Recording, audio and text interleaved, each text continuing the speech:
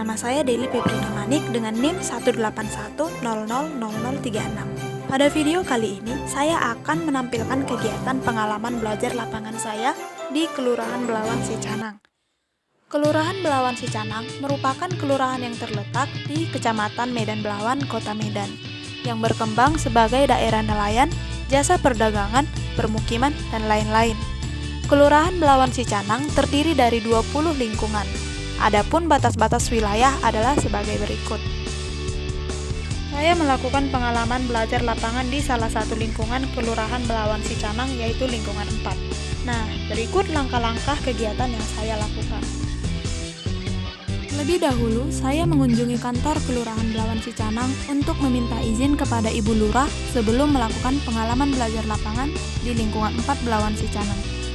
Setelah mendapat izin, saya juga meminta izin pada Kepala Lingkungan 4 Belawan Sicanang. Selain meminta izin, saya juga meminta data penduduk di lingkungan 4 kepada Ibu Lurah, dan setelah mendapat data tersebut, dilakukanlah pemilihan 30 sampel untuk mendapat responden yang akan diwawancara nantinya.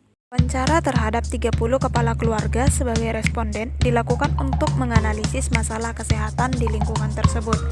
Isi kuesioner wawancara antara lain meliputi keterangan rumah tangga responden, status kesehatan responden, status merokok keluarga, bagaimana akses pelayanan kesehatan, bagaimana kondisi rumah dan kesehatan lingkungan, bagaimana keadaan dan status bayi dan balita, apakah ada ibu hamil dan ibu nifas, dan bagaimana status kesehatan mereka, bagaimana alat dan cara KB responden, bagaimana pola makan keluarga, dan kebiasaan masyarakat dalam upaya pencegahan COVID-19.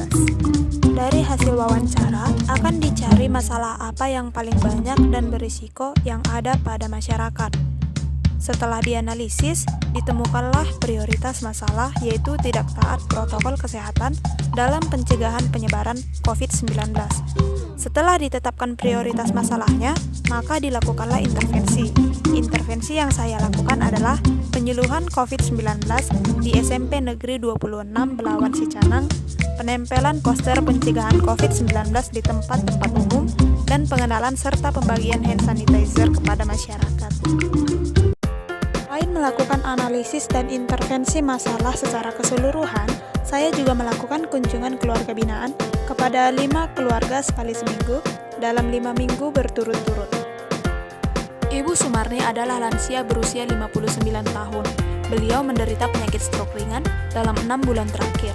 Selain itu, Ibu Sumarni juga menderita depresi, kadar kolesterol tinggi, dan hipertensi serta asam lambung. Ibu Sumarni kurang mendapat perawatan yang baik dari keluarganya. Anaknya sibuk bekerja dan menantunya enggan merawatnya. Makanan yang seharusnya dihindari terpaksa dikonsumsi Ibu Sumarni. Lalu yang kedua ada Ibu Dahniar, merupakan lansia usia 65 tahun. Selama 5 tahun beliau mengalami stroke dan baru pulih beberapa bulan yang lalu.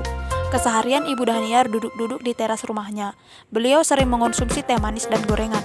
Ibu Dahniar biasa mengonsumsi teh manis 2-3 kali sehari dan hampir setiap hari mengonsumsi gorengan. Ibu Dahniar mempunyai riwayat penyakit stroke, hipertensi, kolesterol, dan kadar gula darah yang tinggi. Selain itu, Ibu Dahniar masih asing dengan cara-cara mengikuti protokol kesehatan. Lalu keluarga binaan yang ketiga adalah keluarga Bapak Syafi'i yang memiliki 2 balita. Yang keduanya tidak pernah dibawa imunisasi dengan alasan malas dan repot jika anaknya sakit setelah mendapatkan imunisasi. Si balita juga sering bermain tanpa memperhatikan kebersihan diri mereka. Keluarga Bapak Syafi'i juga kurang percaya dan kurang mematuhi protokol kesehatan. Keluarga binaan keempat adalah keluarga Bapak Tasum, yaitu istrinya Ibu Hamidah yang berusia 56 tahun menderita penyakit diabetes mellitus, kadar kolesterol yang tinggi, hipertensi, dan asam urat. Ibu Hamidah kurang memperhatikan makanan yang dikonsumsi beliau karena sudah lelah dengan penyakitnya dan apa-apa saja pantangan yang disebutkan oleh dokter. Ibu Hamidah hanya mau mengonsumsi obat diabetes mellitus, asam urat, dan hipertensi tanpa mau diawasi oleh dokter. Ibu Hamidah juga masih asing dengan protokol kesehatan pencegahan COVID-19.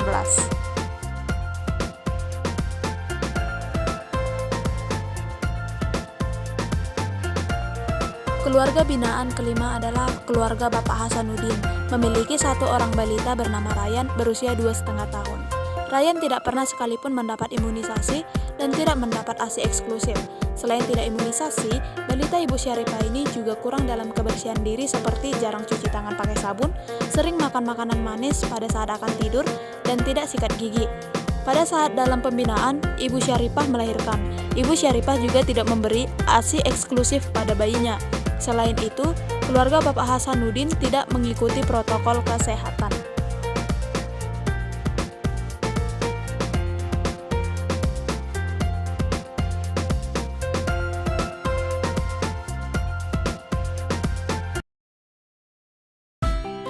Sekian kegiatan-kegiatan yang saya lakukan selama pengalaman belajar lapangan.